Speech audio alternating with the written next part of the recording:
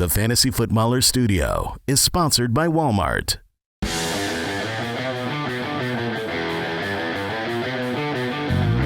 Welcome to the Fantasy Footballers Podcast with your hosts, Andy Holloway, Jason Moore, and Mike Wright.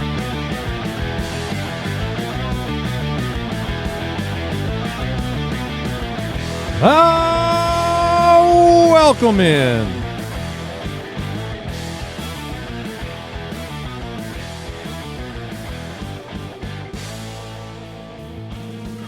The Fantasy Footballers Podcast, Tuesday, September 9th. Welcome into the show. Right before the show began, Jason had taken a sip of what he called very gross coffee. It was very bitter and not good. And then as the show intro was playing, you took another sip, and here you go again. Oh, I'm going to finish it. Okay. It's just bitter? Yeah.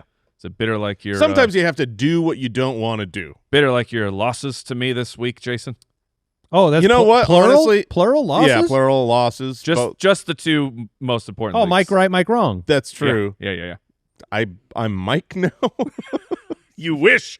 No, those. You wish you were at the King. I'm going to be honest with you, Mike. This is far worse than those losses. This coffee is not wow. Good. But also in those leagues, I expected L's going in. Okay. So does that make tough. it go down smoother? It does. Unfortunately, sometimes you know, it's like you look at the schedule.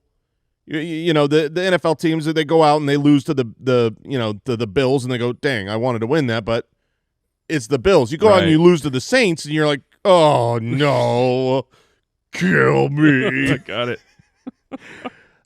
We are done with week one. We had a eventually fun Monday Night Football game. Oh man. So it turned from the worst to a great game. The whole world tweeted enough to where I think at halftime everyone was like, okay, guys, we got to do something. It was so bizarre watching it unfold of J.J. McCarthy at the beginning, the Vikings versus the Bears, that what we're talking about. McCarthy at the beginning seemed frazzled, seemed very nervous, which, I mean, the energy of that stadium and the Chicago Bears at the beginning was like, I could feel it radiating off of the television screen. Like they were hyped.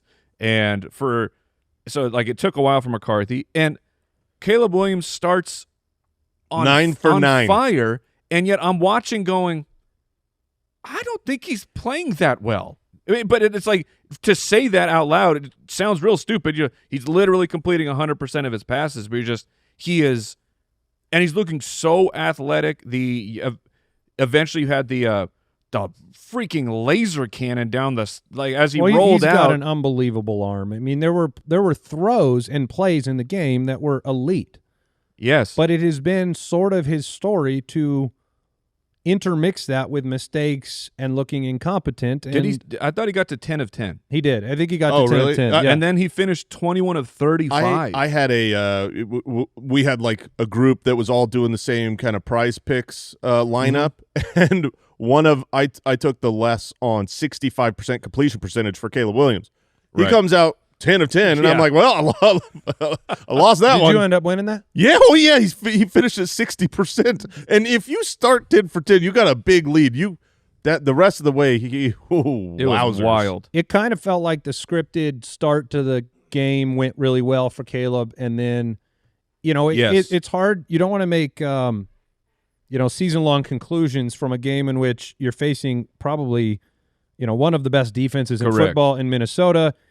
Caleb, like I said, he made plays, but not enough. And the team, eventually J.J. McCarthy got it going and figured it out. And I tweeted about this last night. Like, one of the reasons I love Kevin O'Connell so much is because I think almost any other coach they do not win that game, because what they do is they start to try to manage J.J. McCarthy in such a fashion that a comeback is almost impossible, because you start to go all short area targets and screen game, and let's protect J.J. because the young quarterback is on the road and he looks frazzled and he threw a pick six. After the pick six, let's just manage him and do inside handoffs and let's run the ball a bunch, which they did. They run it they ran it successfully to help get the play action going. But Kevin O'Connell, like, he just doesn't overcoach. He lets his players figure things out because that was the only way they're going to win that game is let JJ make some downfield throws. He started completing them. You can't. Some of these coaches they frustrate the heck out of me.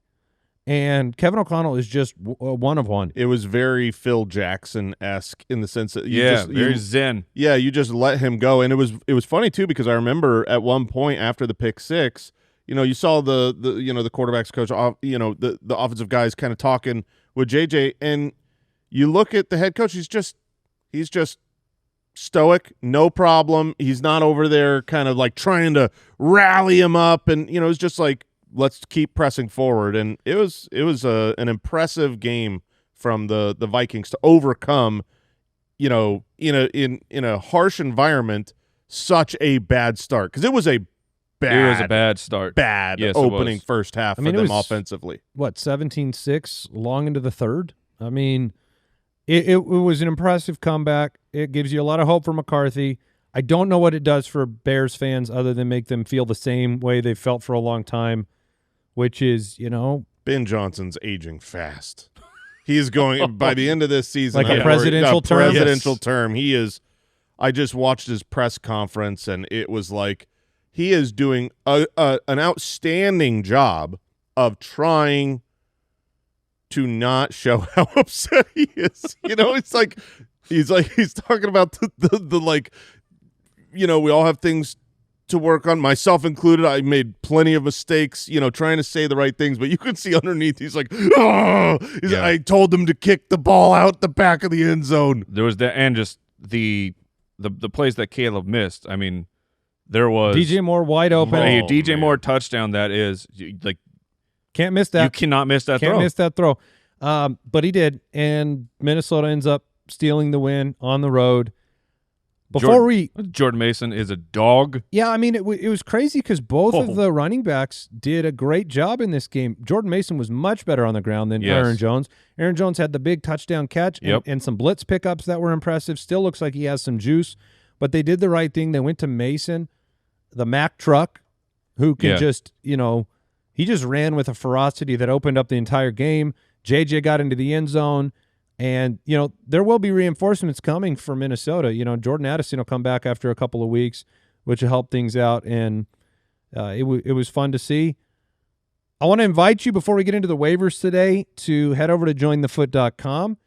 As we get into the season, this is your opportunity to support the podcast, become a Foot Clan member. You get premium in-season tools, including the Ultimate Dashboard Lineup Optimizer, all of our advanced stats, a bonus weekly episode. You get the game day alerts. As of today, I would say the most important feature is the Waiver Wire tool. You can connect it with your league, look at your waivers, which players. We're talking through on this episode about the order of the players and who is potentially out there. We've got more players than we will discuss on this episode in the Waiver Wire tool, and it will look at your league. So it's like we might talk about someone that you're like, well, he's not available. We'll show you who is available. Yeah. So you can learn more about that. Get access today. Support the podcast at jointhefoot.com. Let's go ahead and get into the news. News and notes from around the league, presented by Progressive Insurance. Okay, we had a trade yesterday. Yeah, what? And we're still trying to confirm. No, that's confirmed. Compensation. Yeah, that's the official Jacksonville. So now we're back to the account. original report. Yep. So who was it that posted that it was a swap? I don't know, but they were incorrect. So Tank Bigsby was traded after 1 week of barely being used by Jacksonville. It's a big trade. Jacksonville trades Tank Bigsby, who was listed as a co-starter for week 1. I wonder if the usage had something to do with this, of like, they had already been talking about a trade. And they're like, okay, well, we got to make sure he doesn't get hurt. 100%. And we got to see what we've got in ETN. That's what it feels like now, knowing what we know is like they went into this week saying, okay, we've got a potential trade for Tank. Let's go see how we would do without him. So Tank Bigsby is now a Philadelphia Eagle. The original report said Jacksonville received a 5th and 6th round pick. For a while, it was being reported that it was a 5th and 6th swap, which that made more sense considering the depth chart in Philadelphia. Now, this morning, as of moments ago, confirmed it was a 5th and 6th round pick. So Jacksonville gets a 5th and 6th. Mike was confused from the jump. It is because you had Will Shipley, and I know he got hurt, and there was not really much reported on that. Ribs, that's all we know. Yeah, and then they have A.J. Dillon on the squad, so it was very strange of just the trade overall. They're going to go get Tank. Then the compensation comes out, which for us, we're like, oh, a 5 and a 6, that's nothing. But in terms of trading players, we see good players traded for pennies. This is 2 picks, even though they're day 3 picks, and then they're like, hey, we like him as a kick returner. So this whole thing is so mind-boggling. I don't know what's going on. Will Shipley got hurt in the first week. He actually had worked himself into, I think, the first or second drive, looked good on his 2 opportunities, and disappeared. So we'll see. Tank Bigsby departing Jacksonville also gives you just pretty darn clear. Oh yeah, Travis Etienne in a Liam Cohen offense after 1 week of seeing what he was able to do in it. This is who Jason believed in. Yep. And we knew that one of these guys was potentially getting traded this offseason when the rumors started. Team Tank, massive L here. Etienne's going to be incredible, and Bashal Tutin skyrockets. How ready were you? I was I have been waiting. I'm holding my breath. You have not spoken in a while. No, I was waiting for Tutin. He goes from this a day 3-ish. He's behind 2 co-starters to he'll be worked in. He'll be used a good amount. But it'll be interesting to see how much will be just Travis Etienne in this offense. He had 16 carries, 3 targets last week. And, what's he going to be? He's the number 3 running back after week 1. Is that right? He had 143 yards. Yeah. 143 yards. Yeah, he had the big breakaway run. He looked excellent, and Carolina continues to look terrible on rush defense. Every 49er seems to be hurt. We got some good news. It's still injured news. Yeah, it's just it's good within the realm of you're still injured. I loved the tweet from Benjamin Solak. I'll give him a shout out. He said, update out of San Francisco. Nobody has any legs or hands or internal organs or skin. They'll be reevaluated later in the week. Brock Purdy injured with a left shoulder, or he injured his left shoulder and a toe. Just throwing that in. They said the toe was the bigger concern. He's now uncertain. We have solved this problem. Just put that thing off, man. Oh, I forgot about your Malik Neighbors advice. Are you a dog or not? You want to play? Not a dog. Brock's a dog. Okay. He'll pop that off. Say bye-bye to that toe. He's not even going to the doctor. I think you really don't know how important your toes are. George Kittle. I also underestimate how terrible that would be. This one is. Jason doing his yearly my guy gets hurt in week 1 routine. It was week 2 last year for Pacheco. Thank you very much. He got 2 solid weeks. Pretty proud of that. Yeah. George Kittle now expected to miss a few weeks because of the hamstring injury, and it might be IR. I bet it is. I heard even 5 or 6 weeks. So it will be. Can I get a 7? It will be very, very telling as to whether they put him on IR before this week's game. I mean that we'll know whether they hope to have him back earlier than that 5 and 6 week timeline. But that is brutal. He was dominating. Yes. And is so important to this depleted offense. Now he's gone. When he went to the side and immediately had a hat on. I know. It was, he is hurt. Yeah, Juwan Jennings, I guess, was the news you said is positive. He did get hurt. He just avoided serious injury. So, the MRI didn't show extensive damage. He could suit up in week 2. I mean, there's not a world where I'm feeling comfortable playing Juwan Jennings right now anyways. So No, I mean, he didn't do much in week 1, and now he's hurt and might not play. And if we get Mac Jones, I mean, and they signed Kendrick Bourne. We should report that as well. Yeah, Kendrick Bourne will 2 be out for there. 16 in week 1 for Jennings. Does Mac Jones come in and throw Ricky Pearsall the ball 12 times? We'll see. We get the Brian Thomas treatment? And then Demarcus Robinson will probably matter at some point. He might. He's only out 2 more games from his suspension. Kevin Stefanski said we'll see when asked if Quinshon Judkins would play in week 2. So we're waiting on that. And then Brian Dable, he confirmed Russell Wilson will start in week 2. it was reported. Catapult this man into the ocean. It was reported that he had gone to management about asking to have Jackson Dart start, a Dart start. So the head coach who makes no, you don't know. No? Come on. No. Come on. They make the decision for sure. Wink. Yeah, I thought the arrangement is the general manager you gives think you the players. You think Dable paid Daniel Jones? No, but the management decides what players are on the team. The coach decides what players are on the field. Oh, I think this was above the was this not him going to the ownership? Yeah, it was him going to ownership. Yeah, this is not general manager. Then put Jameis in. I agree. That was what I would do. I was telling Mike. Not Russell. Team not Russell. The problem that they have is they wanted to show their support of Jackson Dart before the season. And so in order to show how good he did, they said, you know what? You're elevated to number 2 on the depth chart. And so now he's the backup. But it's like, well, we can't go to him yet this early. But you can't have Russ out there, and now you screwed yourself because what you should do is go to Jameis. So this is one example of why Malik Neighbors' situation was less appealing than a lot of other top-tier wide receivers. Are we going to see all 3 guys at some point? Because it feels that way, and there's Jameis would be great. It's just Jameis would be great, but Jackson Dart is not a guarantee to be great for Malik Neighbors. It's so wild to me. If those reports are true, because that's just the grapevine of that. Your head coach is coming to you saying, we can't play this guy anymore. We need somebody else, and they're like, nope. You just need to keep playing. And be like, and then you're just going to fire me because you wouldn't let me put the guy out. Diarrhea. Yes, thank you. Unlimited. I mean, if I'm Brian Dable, there's a power outage while Russ is in the elevator this weekend. Nice.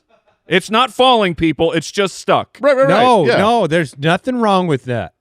He's going to be there for a few hours. Yeah. Battery backups were cut. I mean, leave a couple bottles of water in there. Oh, for sure. There would just happen to be a Costco. Oh, there'll be some snacks. There's a bucket. Cooler they in left here? a bucket in there. They are thoughtful. Because you can. If he's got it, it's a humane. I mean, it is Russ. It's a humane trapping. Diarrhea. You know. Speaking of diarrhea, did you see? I don't know if it comforts you, Jason, the diarrhea of Kyler Murray, but he was up at 4:30 in the morning with like throwing up and diarrhea. That does comfort me. I genuinely, my only hope as a Cardinals fan is that he was horrififically ill because if he's up at 4 a.m., that's what I mean. Both ending. He was 25. You don't want 25 fantasy points. Yeah. No, 21 for 29, and 7 rushing attempts. It didn't look great. Yeah, still played bad if you watch. We are his worst critic. We are his worst critic. At this point, we're burnt out. Do you think ownership is just basically saying with the Jackson Dart, like he is not allowed to start until Andrew Thomas is back? Yes. Yes, absolutely. I wouldn't start him without an offensive future. line. No, that's just give the team a chance. Put Jameis out there. All right, that was News and Notes sponsored by Progressive Insurance. Quote today at Progressive.com. Progressive Casualty Insurance Company affiliates and third-party insurers. Not available in all states or situations. Coverage subject to policy terms, limits, and conditions. We'll take a break, and then it's into the waiver wire. This episode is brought to you by Prize Picks. You and I make decisions every day, but on Prize Picks, being right can get you paid.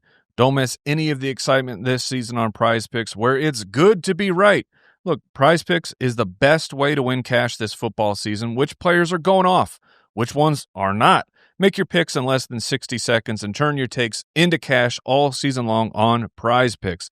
They also invented the Flex Play, which means you can still cash out even if your lineup isn't perfect. You can double your money even if one of your picks doesn't hit. Prize Picks is the best place to win cash while watching sports. Join millions of users and sign up today. Download the app today and use code FOOTBALLERS to get $50 in lineups after you play your first $5 lineup. That's code FOOTBALLERS to get $50 in lineups after you play your first $5 lineup. Prize Picks, it's good to be right.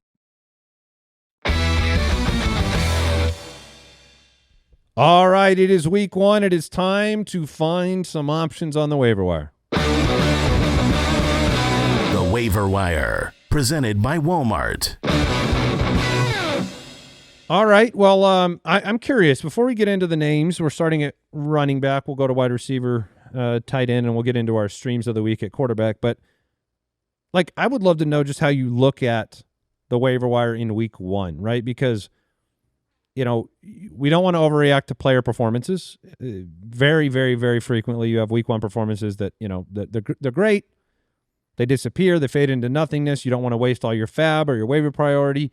You do want to pick up players you think have a long-term future, but how do you you have a lot of leagues. How are you thinking about it right now? Week 1 and week 2 waivers are exceptionally important. We did a study looking at the quality of waiver pickups, not just how many total fantasy points that they have scored on the course of the season, because obviously if you get them early, you get more weeks, but actually how many points per game do the waiver wire pickups score per game in different weeks. And the first 2 week pickups are worth so much more than the rest of the season. Yes, there will be someone in week 4, 8, whatever, who gets thrust into a starting running back position because of an injury ahead of him. This week 1, we literally had almost no running back injuries. I mean, there was very little, a little stinger to Jonathan Taylor's neck. I mean, backups got hurt, but this was a very healthy week 1, knock on wood. That being said, this is where you see the emergence of certain players, whether it's snap percentage or just quality of how they've leveled up. And so I think you want to go hard in week 1. I will say that in 2025, this season, the running back pickups, I feel like there's 4 decent options, but there's not a Kyron Williams sitting out there. Yeah. Yep. There's not one of these great, like, you got to go spend a lot on this player necessarily. So what are those 4 names? Because, I mean, Judkins is on the list, but he's rostered in 85% of leagues. So most situations are not going to have the opportunity to go get him. He was drafted. Yeah, he's one of them to me. To me, it's the Cleveland Browns backfield of Quinshon Judkins, if he's there, and Dylan Sampson, who I think retains the pass-catching role. I say Bashal Tutin. Yeah, because he's now going to be Tutin's at the top of the list for me. To me, it's Tutin and Trey Benson that you're hoping are flex with benefits. Mm-hmm. They are going to be somewhat startable. They will get enough work to where you can throw them in a flex in a pinch. They're not just a complete insurance option backup, but they still have that insurance policy where if the starter goes down, now they're real fantasy gold. I don't know if philosophically I agree this year at running back. Like, I wouldn't go very hard. If Judkins is not out there, I'm actually not going very hard at running back this week. I don't see anybody I can guarantee start next week. And that's going to, you know, I know a lot of people are thin at running back. Players like, you know, if you had Tank Bigsby, he's not an option anymore, right? Correct. Like, people drafted him to maybe be a running back option. Maybe you don't feel very good about, you know, Nick Chubb or some of these other guys that you like. I don't feel like I can play Tutin next week and feel good about it. I don't feel that way about Trey Benson. I mean, I could get lucky, but he had 8 carries. So it's one of those situations where I'm actually probably going to conserve a little bit and look for. We're in agreement, just to be clear. When I say I go hard in week 1, that's where I caveat it. The running backs aren't where I'm going. Okay, yeah. And then I think Tutin can be a 10-plus opportunity guy. I feel that way, but sooner than later. They also had LaQuint Allen, right? Yep. Yeah. So they had other players in there, so I'm a little bit more hesitant. I do agree. He's probably the top ad. Sampson looked good, but now with Judkins and Ford and the Browns offense, it makes me a little bit more concerned about weekly starter potential. Monangai, we were hoping to see something from him. We didn't. He had 0 carries. Kareem Hunt. Look, Kareem Hunt, I think, should be rostered. He got a lot of snaps. He didn't produce. The Chiefs' backfield, if this is really what they're going to do to us, it was a mess. Yeah, then they're. It was the Chargers. They were down. I mean, there will be games when they're ahead. Sure, but the game opened. Isaiah Pacheco took the first snap. Then rookie Brashard Smith came in and took the second snap. And then Kareem Hunt came in and took the third snap. I mean, if this is the approach that they're going to go, that literally all 3 players are going to get time, then it will be touchdown or bust. Drop candidates, you know, not a lot in week 1. A lot of people are holding. But, you know, Tank Bigsby, I think, is a drop. I think I would absolutely. You need flexibility this week. There's no world where I'm holding Tank Bigsby. Yeah, no, I'm fine dropping Tank Bigsby. I love Will Shipley. He came in early, looked great. There was a report out that said they were looking at Tank as a kick returner. This had nothing to do with Will Shipley's injury. Okay, let's just assume that's true. I still now wonder, do you hold on to Will Shipley or do you cut him with Tank there and A.J. Dillon there and Will Shipley? I don't want any of the backups. I agree. It's like I have a lot of Will Shipley on my leagues. I was happy with what I saw, and now I'm like, he's probably someone I'm cutting. I want to throw one more name out before we move on. Go ahead. I think DJ Giddens is someone that absolutely needs to be rostered. First of all, there was an injury to Jonathan Taylor's neck. We saw they were up so big against the Miami Dolphins that they said Jonathan Taylor was fine. He got checked out, but because they were up so much, they didn't put him back in. We thought when we were watching live that they just were like, we're up 30 in the fourth, bench him, which I would have done the same. Jonathan Taylor looked awesome, but clarity was given to us. DJ Giddens, the rookie running back, he was the guy that came in and took everything. So if Jonathan Taylor goes down, DJ Giddens is the guy. So I think he's a good insurance. Like I would drop Will Shipley to pick up DJ Giddens. That makes sense. And to go along with Shipley, would you drop? We talked about Bigsby, but would you drop Caleb Johnson, Jerome Ford, Braylon Allen, Cam Scatterboot? You need to drop somebody if you're going to pick up a waiver guy this week. Yeah, so I would drop Tank. I would drop Ollie Gordon. I would drop Braylon Allen. I would probably drop Jerome Ford. He's tough because right now he is a starter, and we don't know with Quinshon Judkins, so I might want to hold on to him for one more week. I'm not dropping the rookies in Cam Scatterboot and Caleb Johnson. I drafted them knowing it might be a couple weeks before they get more involved. So it's if you have to have a roster spot, you can. Wide receiver top pickups. Ironically, the Chargers receiver room is going to get a lot of attention today. Keenan Allen's probably not out there, but he is out there in about 40% of leagues, so he is a must-add. And I think, and we'll see if you guys agree, but I think Quentin Johnson is a must-add. He is 100% a must-add. And he's only 10% rostered. He was 5 for 79 and 2. He caught the ball. And the way this passing offense looked in week 1, very encouraging. And you're talking about kind of different archetypes when,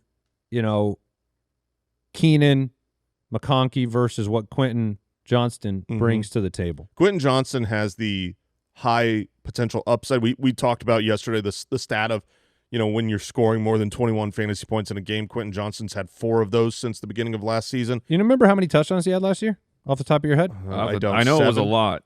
It's more than 7. Ooh. It's 8. Oh, man. Way more. That is one more than 7. Personally, if both of those guys are out there, if I'm in one of the leagues that Keenan Allen's out there, I would much prefer to have Keenan. Keenan is a locked in. He got double-digit targets right off the bat. He is the best friend of Herbert. Keenan is like a weekly starter. I do agree Quentin Johnson is more of the high upside, but you're going to have a lot of volatility. Now, do you like Hollywood the most? Do you like him more than adding Johnston this week? I don't. I would put him. No. He's behind those guys because he should be a rental.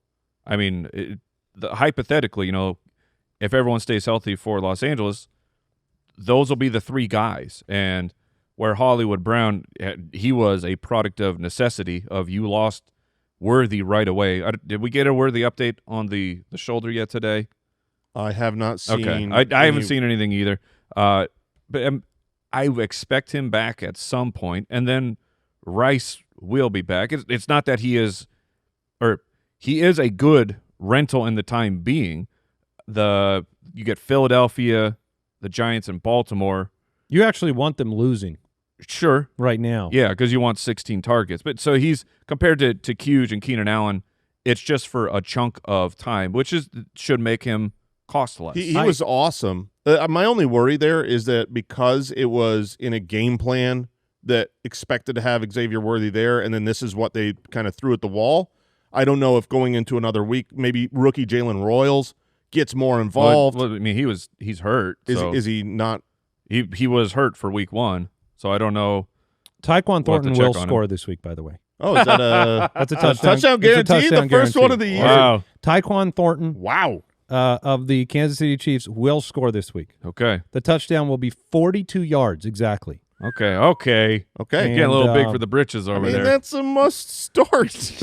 42 yards. I mean, he will score. That's 10 points off. Yeah. Thornton is on As a on floor. no rosters. He had 4 targets. He had a couple deep shots.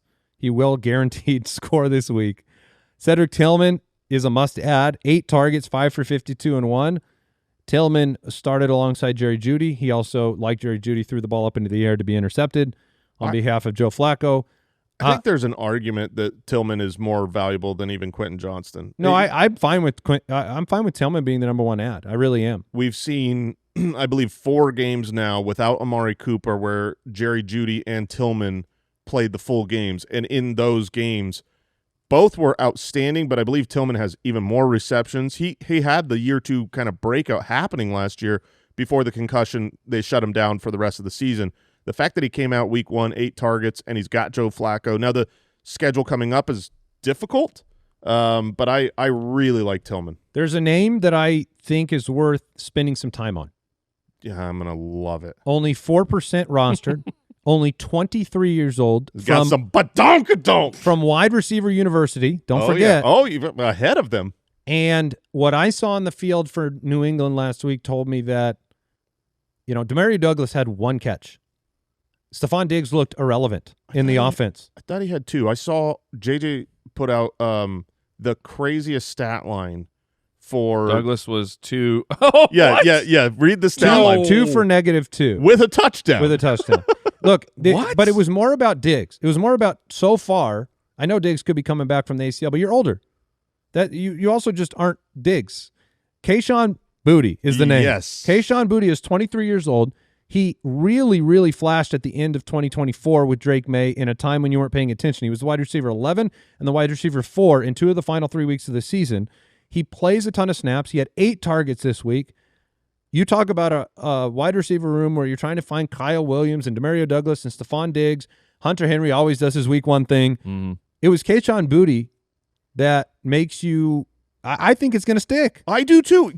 Keep in mind, Kayshon Boutte had a year at LSU where he was ahead of Malik Neighbors, ahead of Brian Thomas Jr. He was supposed to be the next star, had a very bad injury, and then was like, where did he fall in the draft? He was a 6th-round pick. He was an afterthought. But now he's looked the part. You go back to last year, he looked the part at the end of the year with Drake May. So you believe? I 100% believe. In the Boutte. Last year with Drake May, he had a game, 5 for 95, 7 for 117. You come out in the first week of year 2, and he's the clear number 1. Kayshon Boutte is a must-add. I mean, this is where I say I'm going hard in week 1. It's at wide receivers.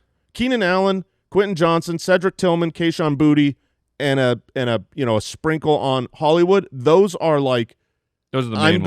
going hard after them, and I still think there's a couple more names worthy of important ads. Yeah, let's all name one more that we're a fan of. Alec Iamaner had 7 targets in Tennessee in a tough matchup against Denver. Also had a catch negated by his own dumb coach who didn't know the rules. Oh, my goodness. And well, there's so many of them. 28% target share. I would venture to guess that at least 60% of casual fans, not people listening to this show that watch all these games. You mean knew that an elbow meant you were down? Knew that, if you land on an elbow inbounds, that counts inbounds. They could have that won. You don't also need a foot. He sounded so dumb. I can't imagine how bad it's going to be at his next presser.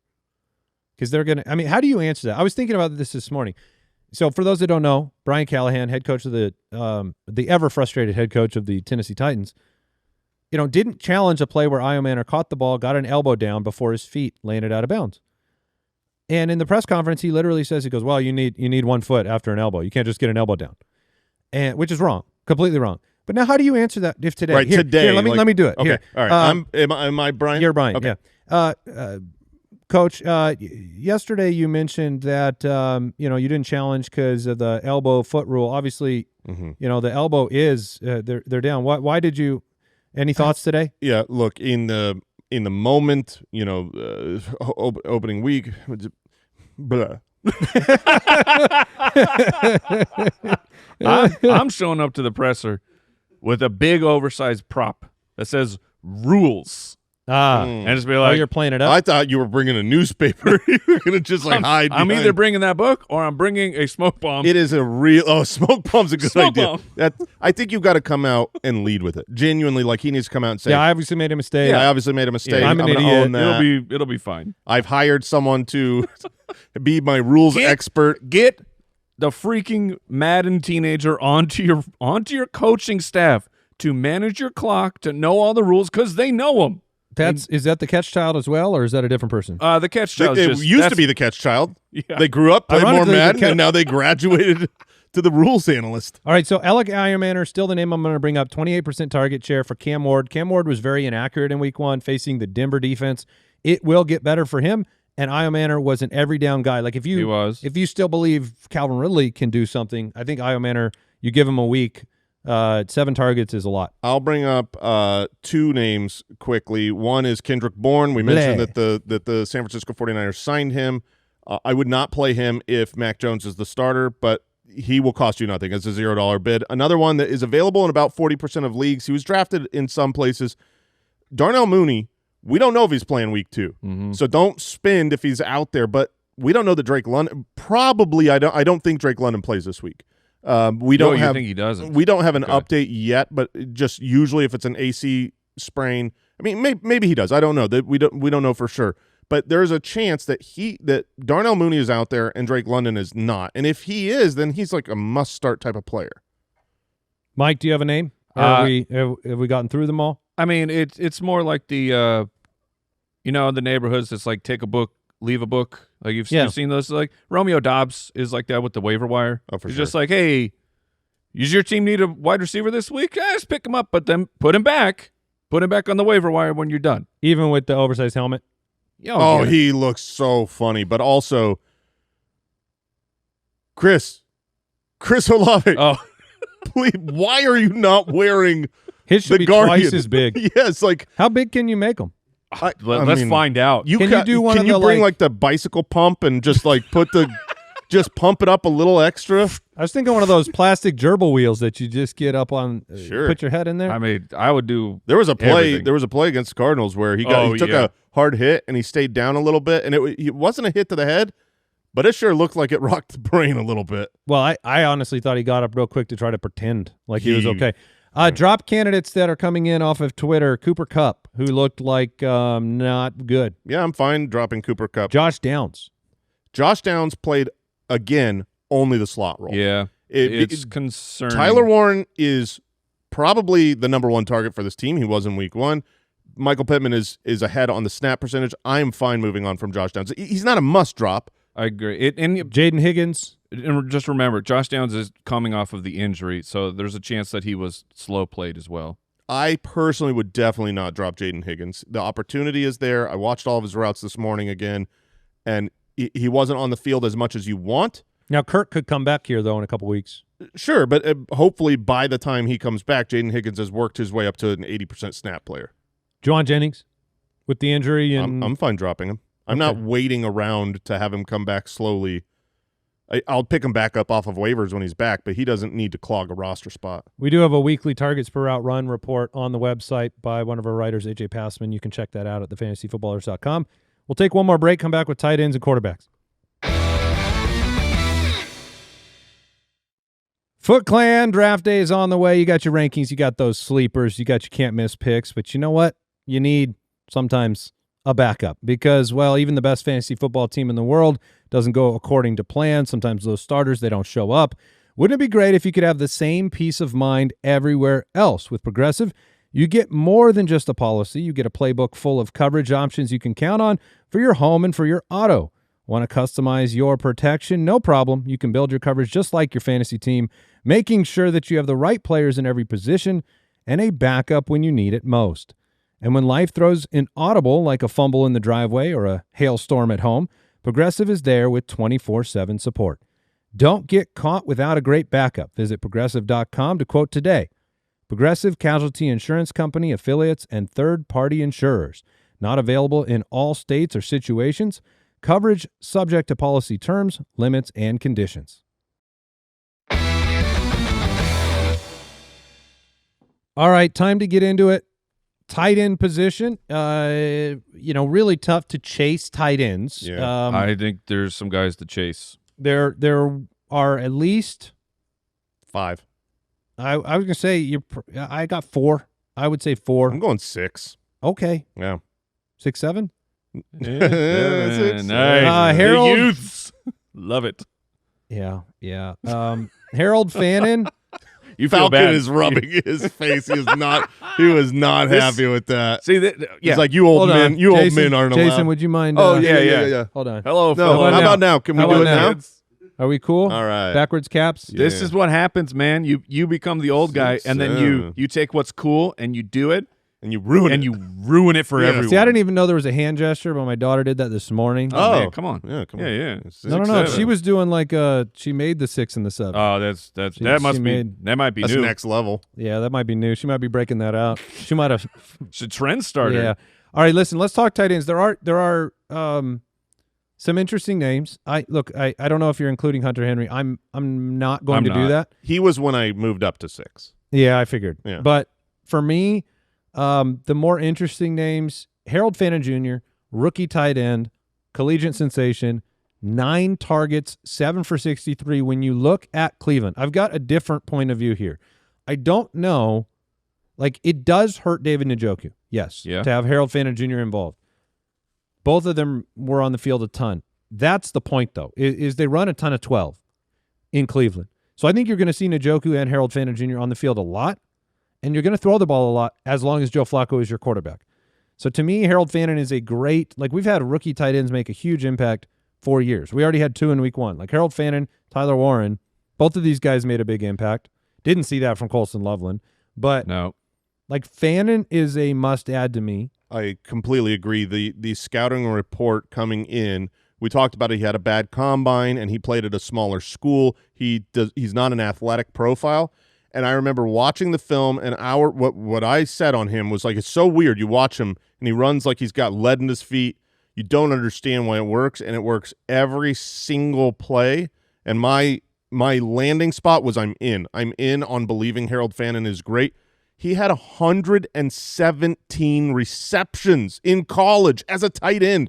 That's not good. That's unheard of. 1,500 yards, double-digit touchdowns. And so the fact that week 1, right off the bat, he's 9 targets, I believe he will be involved. I'm totally fine. If you are struggling for a tight end and you want to pick up Harold Fannin, he has to be picked up in case he becomes just a full breakout. Isaiah Likely, please don't forget he exists. Isaiah Likely. Because you know who doesn't exist? Mark Andrews. That's right. Oh, man. Mike will want to talk about the 11 targets, the 8 catches, the 76 yards for the recently paid and seemingly important Juwan Johnson. A route on 96% of dropbacks. This was not he didn't accidentally get 11 targets. This was Kellen Moore saw what the staff was, and they said, you are not blocking. Yeah, you're not blocking. And Juwan's one of those converted wide receiver guys. That's what he played, and then he became a tight end because he got too big.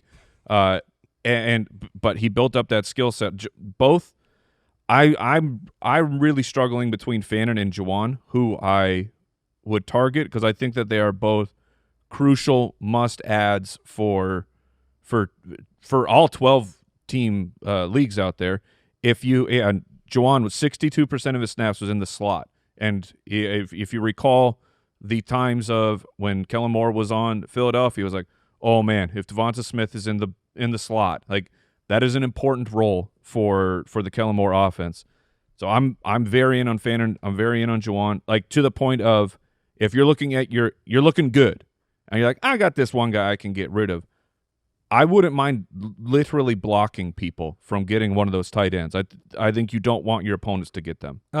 2 other names. One I like a little bit more. Brenton Strange had a really good week 1. And he gets the Bengals.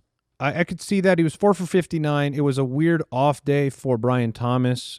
You're still acclimating Travis Hunter. So I'm not overemphasizing Brenton Strange. I think you're going to have, I just don't know if his ceiling is what some of these other guys are. And I will say, Jonnu Smith was coming back from injury, still had 6 targets, 5 catches, had a touchdown.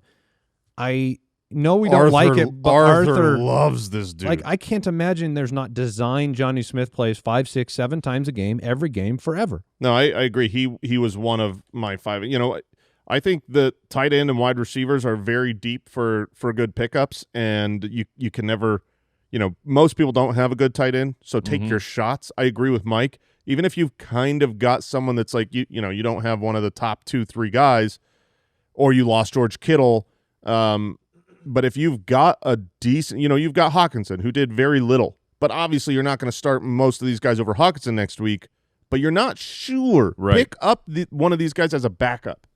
Yeah, no, it makes sense. People want to know, can they drop Mark Andrews? Can they drop Evan Ingram? Mark Andrews, yes and for yes. sure.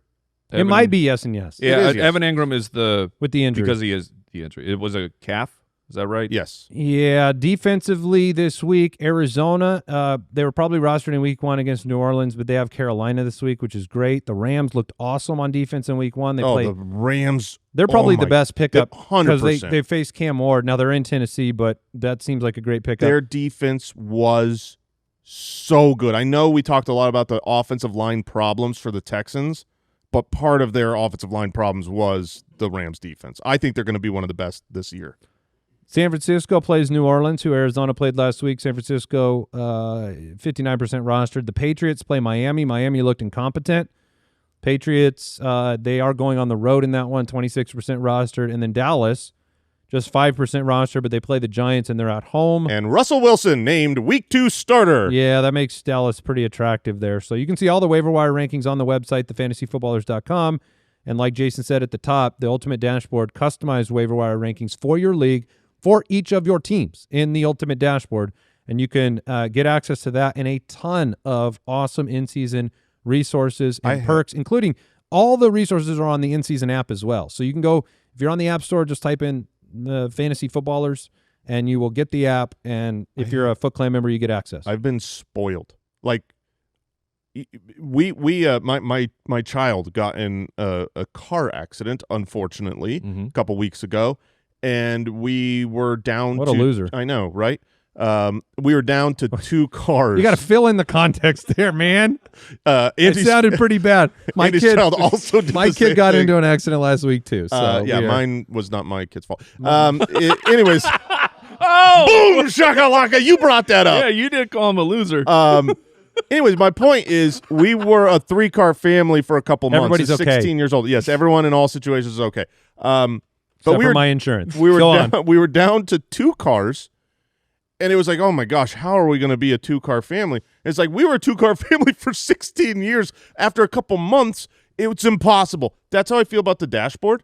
Like we launched the Ultimate Dashboard last year. What in the world? No, listen. It started I've been spoiled. My kid got into an accident. Spoiled. That's how the sentence started. No, but it started with the Ultimate Dashboard because 2 years ago we didn't have the Ultimate Dashboard. It was fine. Now I've got so many leagues. Oh, and their dashboard got crunched. I'm just saying, like, I feel like I can't live without it anymore. I tried, like, last week. Mike, what is happening here? I don't know if this is the greatest or worst pitch I've ever heard. It's not a pitch. It's really not a pitch. You don't need to go get the Ultimate Dashboard. Why is this related to your car? My point is I feel like I can't live without that thing anymore, even though I did it for the last 20 years. The last 20 years, I had to go in every league manually, look at all my lineups manually, look at all my waivers manually, and now it's like with the dashboard, I go in and I'm like, okay, this is what I need to change. This is who I need to pick up. It's wonderful. Ultimate Dashboard, better than a car crash. Yes. See, that's bringing the pitch home, Mike. Ultimate Dashboard, better than a car crash. You got it. That was this week's Waiver Wire presented by Walmart. Who knew you can get what you need in as fast as an hour? Get free delivery on your first express delivery order with the code EXPRESS. Valid for first express delivery order. $50 minimum, subject to availability. Restrictions apply. All right. Here we go. Full stream ahead. Quarterback streamers for week number 2. Mike, why don't you start us off? I totally believe in this guy. I see as you just traded for him in our League of Records, so welcome. Yes. All are welcome. Yes. What's his name? To support Justin Fields, he looked starting really good. Quarterback of the New York Jets. Oh, and he runs. Where he's in the streamer area here because he's going to get picked up. If he's on your waiver wire, he will be picked up, and I don't think he's going to be allowed to be in this section from here on out. So let's use it while we can. Justin Fields versus Buffalo. Yeah, I mean, he runs a ton. Obviously, we had the naked bootleg, easy touchdown, and he looked good. He has a team that I believe wanted Justin Fields, and they're saying, we want you because you are good at these things, so let's do those things that you are good at. And he takes on Buffalo. They're going to need to score a ton. They should have won the game, and their head coach is a defensive-minded head coach, and they could not slow down Aaron Rodgers. Maybe that was secretly an offensive coach. It was just one of those games where you look at it and you're like, much like Lamar's game, it's like, what else could Justin Fields have done? I mean, he played outstanding, and he's a great high-floor starter as long as he's starting. I'll go next because it's very similar to Mike's.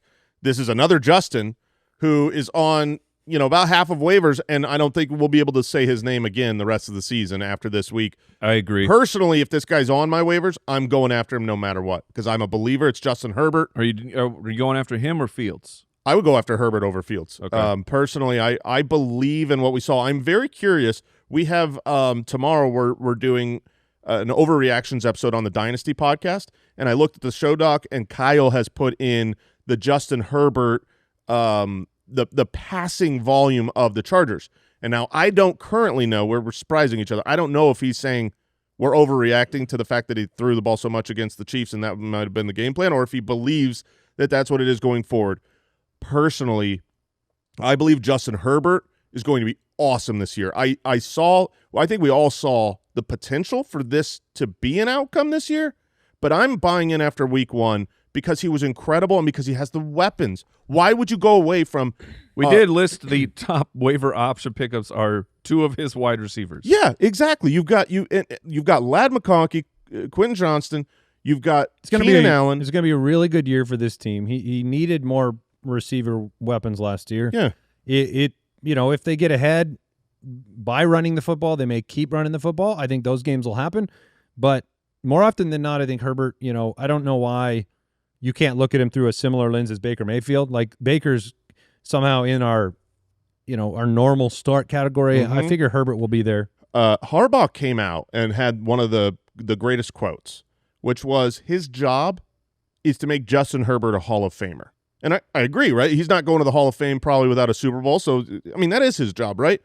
They play on Monday Night Football this week, prime time in front of the world in Las Vegas, where last year this team in Las Vegas, Justin Herbert was the quarterback 3. They're going to throw the ball in that game.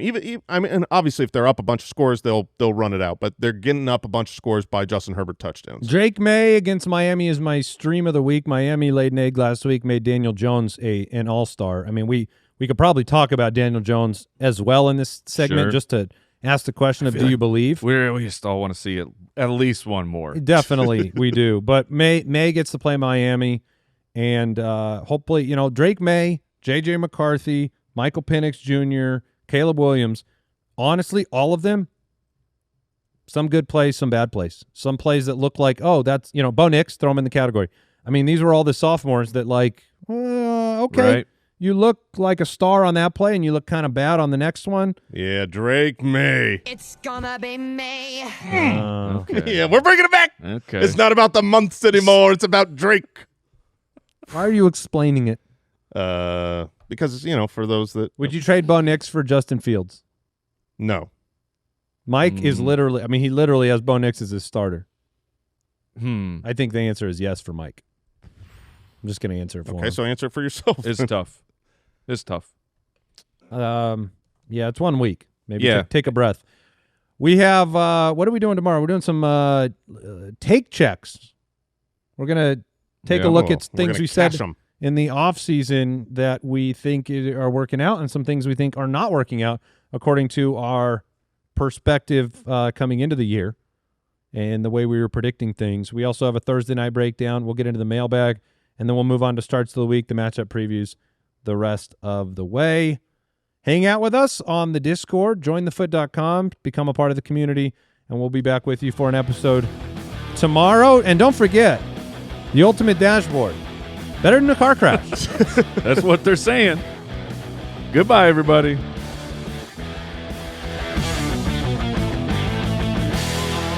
Thank you for listening to another episode of the Fantasy Footballers Podcast. Join our fantasy football community on jointhefoot.com and follow us on Twitter @TheFFBallers.